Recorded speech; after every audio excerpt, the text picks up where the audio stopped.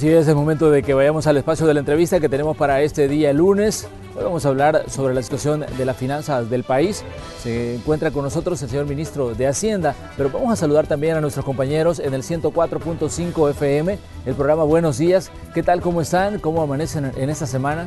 Buenos días, Manuel. Un placer saludarte, deseándote feliz inicio de semana a ti, a tus compañeros también, y ansiosos por escuchar la entrevista que vas a tener este día. Por supuesto, nos quedamos contigo porque sin duda hay muchos datos que va a arrojar Nelson Fuentes, ministro de Hacienda, a quien el staff de Buenos Días le manda un abrazo, por cierto. Muy bien, aquí está ya el señor ministro con nosotros, pero vamos a poner algunos puntos en contexto de la entrevista que tenemos este día. El Ministerio de Hacienda se encuentra en este momento en pleno proceso de recepción de las declaraciones del impuesto sobre la renta. Incluso, para facilitar al contribuyente presentar su declaración, el Ministerio abrió un centro express en la 49 Avenida Sur, lugar donde usted puede recibir orientación. Estaremos disponibles con 19 estaciones de trabajo para que se acerquen todos los contribuyentes a hacer uso de estos servicios. Adicionalmente, también tendremos en este centro express una ventanilla única para grandes contribuyentes donde podrán hacer gestiones de todos los servicios, peticiones en una sola ventanilla. A la fecha, Hacienda ha recibido el 53% de las 483.000 declaraciones de renta estimadas, pero lo recaudado apenas es de 37 millones de dólares. El Ministerio de Hacienda espera recaudar 390 millones de dólares al cerrar el periodo. Todo el trabajo de Hacienda está en manos del nuevo ministro Nelson Fuentes, quien asumió funciones el 1 de abril, quien tiene en sus manos las finanzas del Estado. Pero ¿a qué temas el ministro debe dar solución? El gobierno, por ejemplo, anunció una ampliación en la cobertura y el monto otorgado en subsidios a la energía eléctrica y al servicio de agua potable. Sin embargo, aún no cuenta con un plan para financiar estos cambios. El ministro dijo en su momento que es difícil para ellos determinar cuánto va a costar. De forma casi paralela, el nuevo ministro descartó que en los planes de la administración Seren esté un incremento en los impuestos vigentes o en la creación de otros. Organismos financieros internacionales han sugerido subir 2 puntos al IVA. Además, sugieren crear un impuesto predial. Al cierre de 2017, el fisco recibió 4.489.5 millones de dólares en impuestos y contribuciones. El IVA aportó 1.948.5 millones de dólares, el 43.4% del total. El nuevo ministro tendrá en los próximos días agenda llena, pues también deberá sentarse con los partidos políticos para lograr un acuerdo fiscal de mediano plazo para el país. El plan incluye la aprobación del presupuesto general de la Nación de 2019, que requerirá mayoría calificada, el pago de 650 millones de dólares en letras del Tesoro y asegurar el pago de 2.200 millones de la deuda de eurobonos que ha adquirido el país, cuyos primeros 800 millones de dólares vencen en septiembre de 2019. Comenzamos la entrevista de Hechos AM. Así es, comenzamos con el espacio de la entrevista de Hechos AM. Nos da gusto saludar en esta mañana de día lunes al señor ministro de Hacienda, Nelson Fuentes. Señor ministro, un gusto recibirlo aquí en Canal 12. Gracias, Manuel. Buenos días a todos los televidentes. Muy contento de estar aquí acompañándolos. Ministro, estamos en pleno proceso de presentación de las declaraciones del impuesto sobre la renta. Tal vez si nos da usted un panorama de cómo va este proceso, que es tan importante y que seguramente muchos salvadoreños están pendientes de presentar sus documentos ante Hacienda. Con gusto, Manuel. Primero que nada quisiera exponer mis condolencias de manera personal a la periodista Carla Turcios, que en paz descanse, a su familia, a su esposo, a sus hijos, y al gremio periodístico, que es muy doloroso siempre este tipo de noticias que a todos nos duelen, ¿no? Bueno, en primer lugar, Emanuel, quisiera mencionarte que efectivamente la recaudación del impuesto sobre la renta es un deber de nación, ¿no? Primero decir eso. Todos los contribuyentes, desde nuestras capacidades de ingresos, debemos de contribuir en la tabla del impuesto sobre la renta, ¿no? Lo que nos toca contribuir, si es 10%, 20% o 30%, según nuestros ingresos. al 30 de abril tenemos que todos haber declarado nuestro impuesto, y hoy por hoy estamos hasta en un 58% de la meta, es decir que se ha recaudado 281.872 declaraciones de un total de 483.000. Y eso implica una recaudación. La semana pasada estábamos en 37 millones, hoy estamos en 43 millones.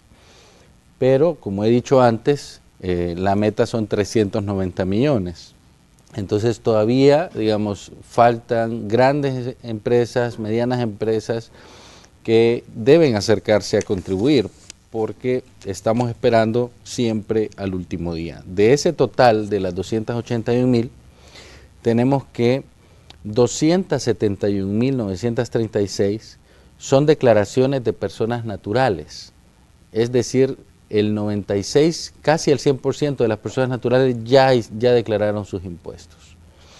Y de las personas jurídicas han declarado 9.936, apenas es el 4% de las personas jurídicas las que ya se acercaron a declarar. Entonces, acerquémonos a declarar. Como lo he dicho antes, esto es un tema de país, de cultura tributaria. Debemos aprender a no esperar al último día a contribuir por el país. Bueno, definitivamente para Hacienda los últimos días son los más complicados, porque todo el mundo parece que deja, incluso para el propio 30 de abril, el proceso de la presentación de la declaración. Ahora que se hace por vía electrónica, pues la situación es un tanto distinta. Ya no tenemos aquellas aglomeraciones de personas ahí en las Tres Torres, donde era que veíamos que íbamos más de forma evidenciada lo que estaba ocurriendo, que se había dejado para última hora el trámite, ministro. Claro, Manuel, yo creo que ahora es importante que todos los servicios en línea pues han mejorado. Tenemos con el apoyo de la cooperación pues prácticamente estos servicios al 100%, ¿verdad? Pero adicionalmente a eso, las personas que no tienen acceso a declaraciones en línea desde su casa o desde su lugar de trabajo, pues pueden acercarse a los centros express. El último que hemos inaugurado es el Centro Express de la 49, donde ya escuchábamos la entrevista del director general de Impuestos Internos, donde decía que pues hay 19 puestos. También hay unidades para grandes contribuyentes, donde la intención es que se acerquen, que si no quieren llegar pues a las Tres Torres, pues ahí está, ¿no? Es decir, lo importante es que yo debo pedirle a la población que se acerque a pagar los impuestos, pero también nosotros como ministerio debemos hacer el esfuerzo de acercarnos a los contribuyentes. Entonces, este es un ejemplo para que podamos acercarnos a ellos y que hacer, digamos, esto más accesible para todos, ¿no? Muy bien, ministro, hay una cantidad de temas que se han puesto en agenda en los últimos espacios en los que usted ha estado participando, las últimas declaraciones que ha estado dando. Hay un replanteamiento del tema subsidios a partir de los anuncios que se hicieron de parte del Ejecutivo. ¿Cómo ve esta situación, ministro? ¿Cómo están enfocando ustedes como Hacienda este replanteamiento que implica incluso darle subsidios a un grupo de personas que habían quedado fuera del beneficio? Bueno, realmente lo que yo le pedí al vicepresidente y secretario técnico es que debemos hacer un análisis fuerte del mecanismo y los criterios con que se hacen los subsidios. Es decir, antes de que periodísticamente o salgamos todos en las noticias diciendo que se incrementó el subsidio al gas, se incrementó el subsidio a la energía, se incrementó el subsidio a la... No.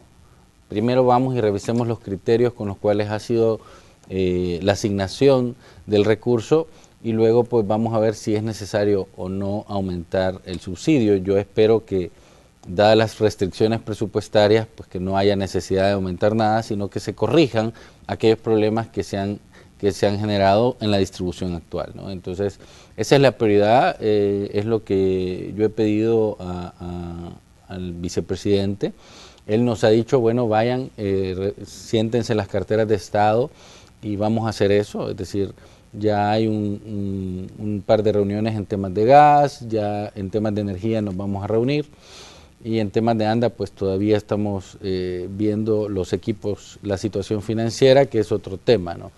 Entonces yo hoy por hoy todavía no tengo noticias de eso, pero decirle a la población y a los diferentes sectores que queremos corregir, ¿verdad?, lo que se haya hecho mal. Yo creo que es necesario, pues siempre surge una persona que dice, bueno, yo vivo en condiciones mínimas y me sale una factura de tanto. Entonces, ¿por qué suceden ese tipo de cosas? Hay que revisar los criterios geográficos, el nivel de ingresos que tiene, cuánto se gasta de luz. Creo que avancemos en eso y luego pues ya veremos qué pasa.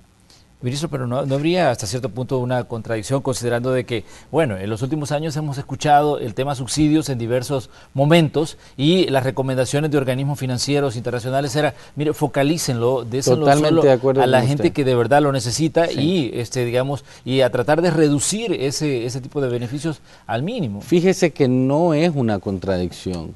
Realmente estamos de acuerdo con el tema de focalización. Eso implica que el subsidio debe llegar a quien realmente lo necesita, ¿no? Es decir, si el subsidio llega a las personas que tienen más pobreza en este país, pues entonces estamos focalizando bien el subsidio. Es decir, a quienes necesitan que se les dé un apoyo en el subsidio al gas, quienes necesitan que se les dé un apoyo en el subsidio a la energía. Yo creo que eso es lo que hay que evaluar, es decir, evaluemos los criterios. Eso implica que el trabajo que se ha venido haciendo de focalización debe ser mejor desarrollado. Esto no implica que vamos a reducir los beneficiarios, no, a lo mejor el número de beneficiarios es lo mismo, pero hay que ver, digamos, por eso decía geográficamente, a dónde es que está determinado este subsidio. Los organismos internacionales siempre han dicho, ustedes deben hacer esfuerzos por focalizar para que el subsidio vaya a quienes realmente lo necesiten. Esa es la lógica de trabajo. Ministro, bueno, usted tiene ya un buen tiempo trabajando en el Ministerio de Hacienda, lo hemos visto en diferentes momentos y en diferentes papeles que ha jugado en ese ministerio. ¿Considera usted que todavía hay gente a la que se le está dando el subsidio y que de verdad no lo merece? Bueno, primero le voy a hacer el comercial. En algún momento en el Ministerio de Hacienda mi labor inicial fue asesor del despacho del ministro. En un segundo momento tomé asesor del despacho y director de política económica y fiscal ad honorem, y en un tercer momento, y mi jefe de comunicaciones no me va a dejar mentir, tomé también jefe de comunicaciones ad honorem. Entonces he pasado por varios cargos, como usted dice, y pues me ha tocado ponerme al frente de varios temas, siempre acompañando al exministro, ¿no? Pero hoy por hoy tengo pues la designación de ministro de Hacienda por este tiempo que queda, y todavía pues no tengo asesor del despacho y no tengo director de política, así que me toca ejercer todos los cargos. Me toca ejercer todo, ¿no? Pero bueno, ahí estamos, haciendo los esfuerzos que sean necesarios para salir adelante. Yo le preguntaba si considera que todavía hay mucha gente en El Salvador a la que se le está entregando los beneficios a nivel de subsidios y que tal vez sí no lo necesita. Yo creo que el país necesita un nuevo censo económico, y le voy a ser sincero, tal vez esto me sale un poco del tema, pero creo que nos hace falta medir bien dónde está la población pobre, dónde está la población no pobre, y determinar a partir de un censo de población qué es mejor para el país, qué es mejor para las personas, ¿no? Entonces, yo todavía no conozco al 100% la base de datos de los beneficiarios de los subsidios, pero sí, digamos, estoy solicitando que esto lo podamos estudiar, de tal manera que hay que determinar en cuanto a los niveles de ingresos que tiene la población, si estamos repartiendo o no bien el subsidio, ¿no? Entonces, eso es necesario hacerlo. Bueno, se podría estar haciendo, digamos, con criterios ya desfasados, porque recordemos que el último censo que se hizo fue en 2006. Es correcto, por eso le digo, necesitamos ir actualizando también los censos de población, porque la sociedad no sabemos si ha aumentado, digamos, las personas que requieren este nivel de subsidio o ha disminuido, ¿no? Entonces yo creo que vale la pena mencionar que para tener certeza de qué es lo que realmente está pasando en el país, deberíamos de actualizar, digamos, el censo de población.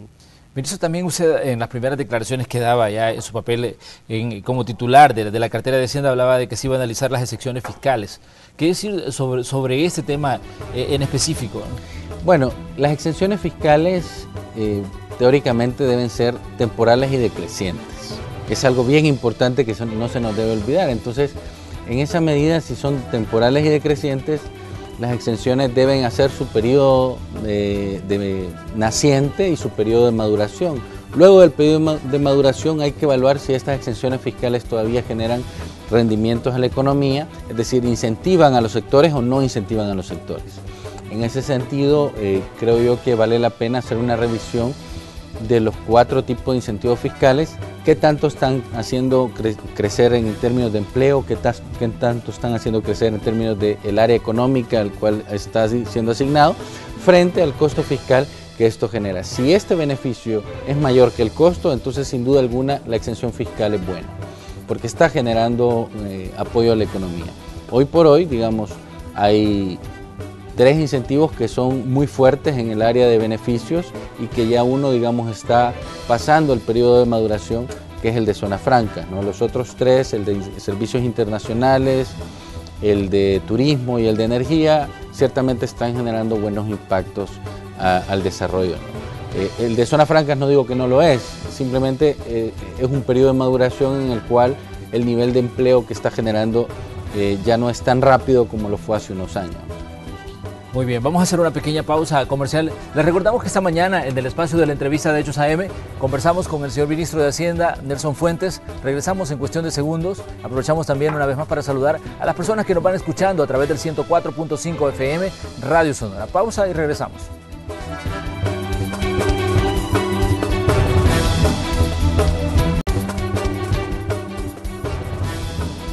Les recordamos que esta mañana en el espacio de la entrevista de Hechos AM estamos conversando con el señor ministro de Hacienda, Nelson Fuentes. Estamos hablando de algunos temas que han estado ocupando las agendas periodísticas en los últimos días. Señor ministro, también tenemos entendido que usted pronto va a salir del país porque tiene un compromiso que cumplir en Estados Unidos.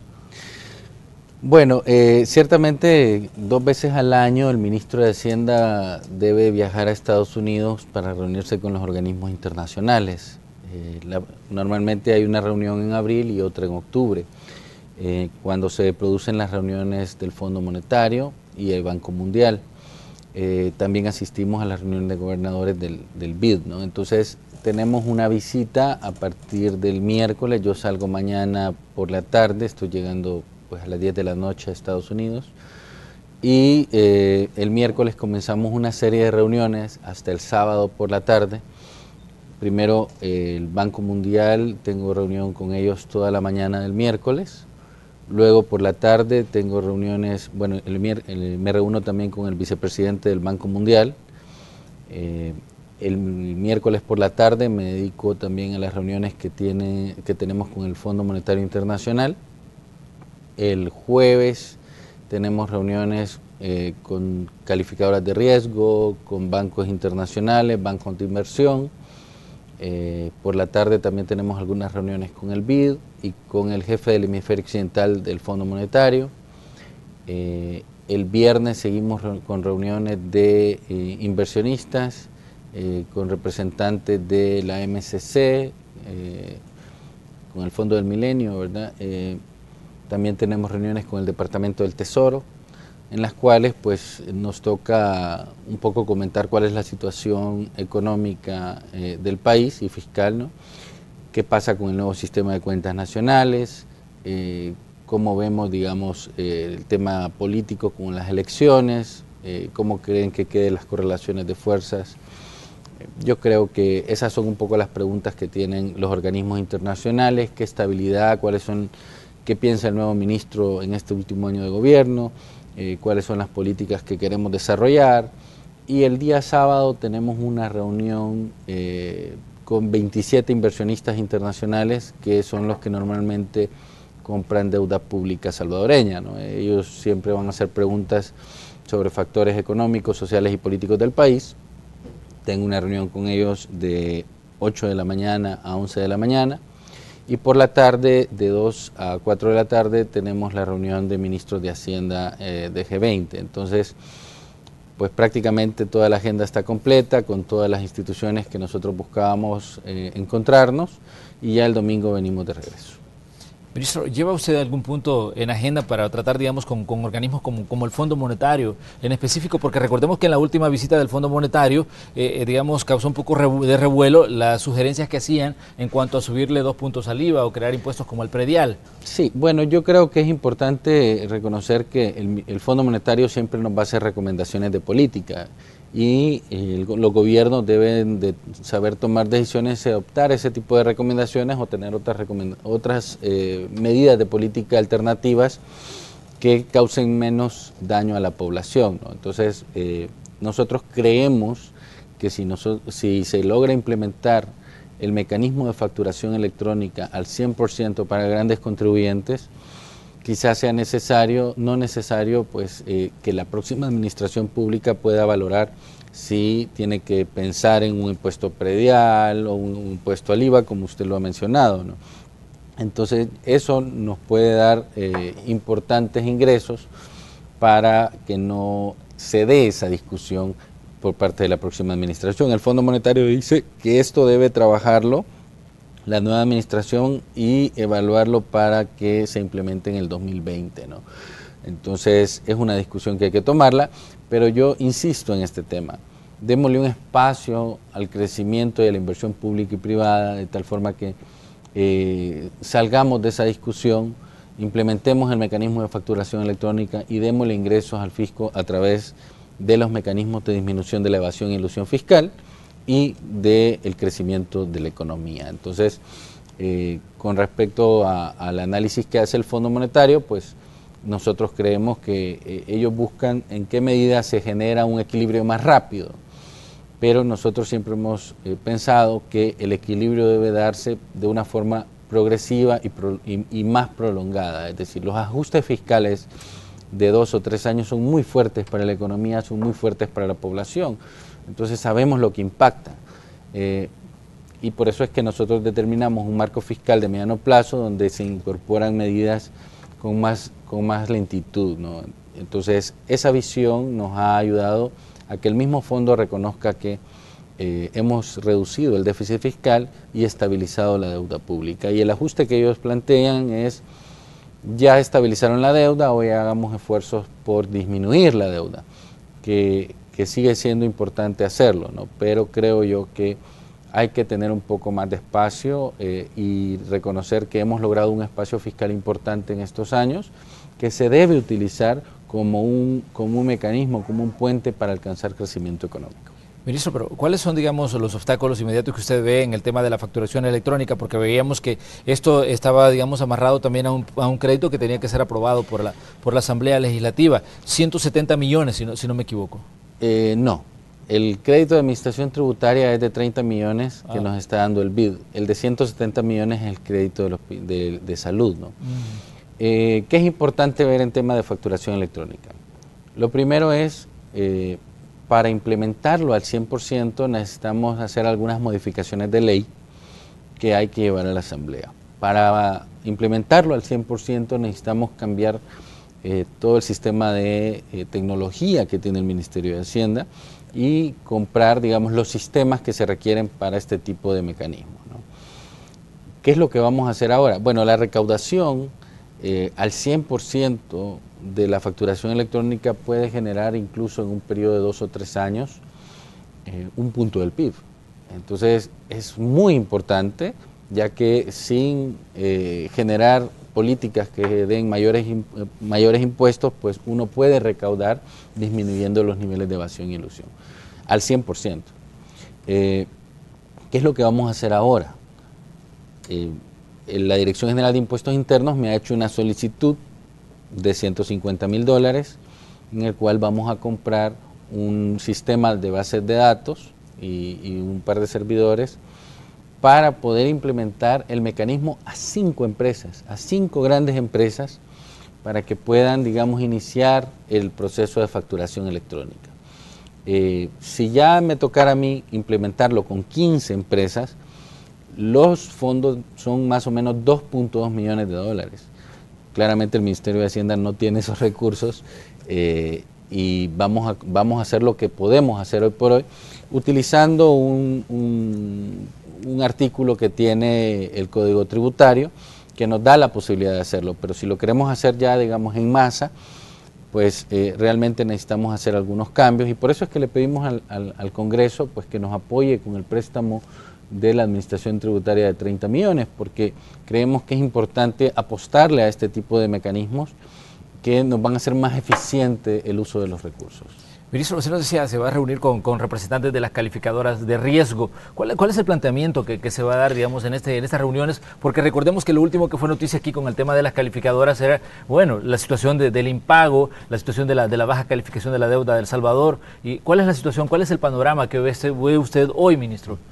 Bueno, hoy por hoy tenemos un panorama totalmente diferente, muy positivo para el país. Creo yo que aquel momento en que se dio, digamos, el retraso del fideicomiso, pues fue un punto de inflexión para todos, tanto para el gobierno como para el Congreso, en que era necesario encontrar esos acuerdos a los cuales tanto estamos pidiendo, ¿no? ¿Qué pasó después de eso? Se dio la reforma de pensiones por consenso, a través del diálogo, se hizo un buen análisis de esto. Después de eso, ¿qué pasó? Se da el presupuesto 2018 con mayoría calificada, hubo bastantes reuniones en las cuales el BID intermedió esta relación, primero lo hizo el Banco Mundial, y salimos, ¿no? Y las calificadoras de riesgo retoman el esfuerzo del diálogo. ¿Por qué? Porque las calificadoras ya nos habían dicho, bueno, el déficit fiscal no es tan alto, están haciendo esfuerzos por disminuir la deuda sin pensiones, y ahora con la reforma de pensiones han logrado estabilizarla. Entonces, y se reconoce la mejoría que había en despolarizar la situación política de este país, y en ese sentido pues las calificadoras retoman la calificación AB. ¿Qué esperamos ahora? Con la estrategia de diálogo fiscal que tenemos de financiamiento de corto y mediano y largo plazo, lo que buscamos es que la calificadora nos dé la capacidad de subir un escalón más, o dos. Digamos, mi meta, y es lo que yo he platicado con el sector financiero de este país, es no nos quedemos con el B, o sea, con querer subir a B. Hagamos los esfuerzos y luchemos por llegar a B más. Si nosotros logramos eso, ya estamos a un paso de A, y eso va a mejorar el crecimiento económico. No sé si lo vamos a lograr, pero deberíamos hacer todos los esfuerzos para que las calificadoras de riesgo vean esta estrategia de diálogo fiscal como algo muy positivo, que vean los proyectos de construcción que vienen para mejorar el crecimiento de la economía, que vean los sectores que se están dinamizando, de tal forma que en el mediano plazo podamos dar otra cara más positiva por este país. Es decir, hemos luchado por muchos años por encontrar el equilibrio fiscal, hemos luchado por muchos años por mantener esa deuda pública sin que crezca. Hemos logrado eso, pero ahora es el momento, digamos, de apoyarnos de ese espacio fiscal que se ha generado para inducir a todos los sectores al crecimiento económico. Ministro, bueno, todo el mundo se ha comentado que usted asume la cartera de Hacienda en un momento importante para el país, en una coyuntura también un tanto difícil para la administración Sánchez Serén. Hay una nueva correlación de fuerzas en la Asamblea Legislativa que comienza a trabajar a partir del 1 de mayo. Sabemos que usted anunciaba que iba a sostener reuniones pues, con los partidos políticos para hablar sobre las aprobaciones de créditos, para hablar sobre la importancia del pago de la deuda que se vence el otro año, que comienza ya el periodo de vencimiento de 2.200 millones en deuda, que hay que pagarla entre 2019 y 2024. ¿Cómo ve usted el panorama en este momento sobre de ese diálogo que se tiene que sostener con los partidos políticos para lograr consensos, considerando bueno, que son momentos un tanto difíciles para un gobierno y también momentos importantes para el país? Bueno, en primer lugar, Manuel, yo creo que es importante reconocer que este país, cuando se hace los esfuerzos por ponerse de acuerdo, lo logra, ¿no? Y debemos felicitarnos por eso, porque cuando realmente nosotros queremos desarrollar un diálogo propositivo, lo hemos hecho. Esta tarde yo voy a la Asamblea Legislativa, a Comisión de Hacienda, me han hecho solicitud para los préstamos que están pendientes, me han hecho una lista de 21 préstamos que están ahí, pues yo llevo, digamos, una tablita para explicarle a los diputados y diputadas de la Comisión de Hacienda cómo está, Pero adicionalmente, mi interés es que ellos sepan la importancia de lo que tú has dicho, Manuel. Debemos hacer un esfuerzo por encontrar un diálogo propositivo para que la deuda pública que tienen los próximos años sea financieramente sostenible. Eso implica que analicemos el Congreso que viene pues, a partir de las elecciones. Yo no tengo ningún temor en que los nuevos diputados van a requerir que se les explique cuál es la situación de las finanzas y que a partir de eso, pues, de manera pensamiento de nación, pues logremos encontrar, digamos, buenas respuestas de los diputados y diputadas para que esto se apruebe, ¿no? No lo veamos como un tema electoral, no lo veamos como un tema político partidario, veámoslo como, al Ministerio de Hacienda hay que aprender a verlo en la medida en que debe sostener las finanzas y el equilibrio macroeconómico del país. No importa la administración pública que esté en ese momento. Entonces, si logramos ver al Ministerio de Hacienda de esa forma, no deberíamos tener dificultades para conseguir estos préstamos y dificultades para conseguir la aprobación de la deuda pública. Pero ¿qué tanto se puede complicar, ministro, digamos, para el próximo gobierno la situación si no se logran acuerdos fiscales? Eso es otra cosa. Es decir, si esto, primero debo decirle que yo espero que eso no suceda. Es decir, debo tener mucha certeza, mucha certidumbre de que podemos llegar a un buen diálogo con los diputadas y diputadas y con los partidos políticos para que eso, Manuel, no suceda. Pero si eso sucede, vamos a tener que ir año con año a buscar pues que los diputados y diputadas aprueben y se retrasen los tiempos para poder cumplir con esa deuda.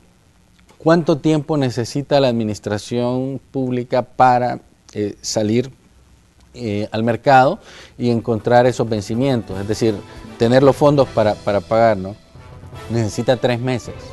Entonces, el Ministerio de Hacienda 3 meses antes debe comenzar toda la estrategia para salir al mercado. Y si no tenemos las aprobaciones, probablemente vamos a tener que salir de una forma apurada que le va a salir más caro al país. Además, cada emisión es mucho más cara que hacer una sola, porque por una sola emisión yo pago, o el Ministerio de Hacienda debe contratar a los abogados internacionales, a los locales y a los bancos de inversión.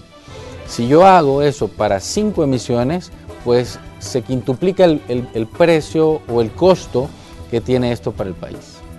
Muy bien. Ministro, le queremos agradecer que haya venido a conversar con nosotros. Obviamente se nos quedan muchos puntos en el tintero. Sabemos que hay una agenda complicada de trabajo en Hacienda. Esperamos recibirlo nuevamente aquí en Canal 12 para que hablemos de estos temas y también hablemos de los resultados que obtenga, digamos, en esta gira y en esta serie de reuniones que va a sostener en Washington.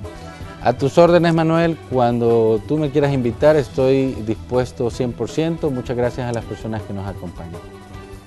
Muy bien, así ha estado el espacio de la entrevista correspondiente esta mañana. Vamos a saludar nuevamente a nuestros compañeros ahí en el 104.5 FM de Radio Sonora, donde también le han estado dando seguimiento a las declaraciones del señor ministro de Hacienda esta mañana aquí en Hechos AM. Compañeros, esto ha sido el espacio de la entrevista. Perfecto, Manuel, interesantes las declaraciones que daba el ministro de Hacienda.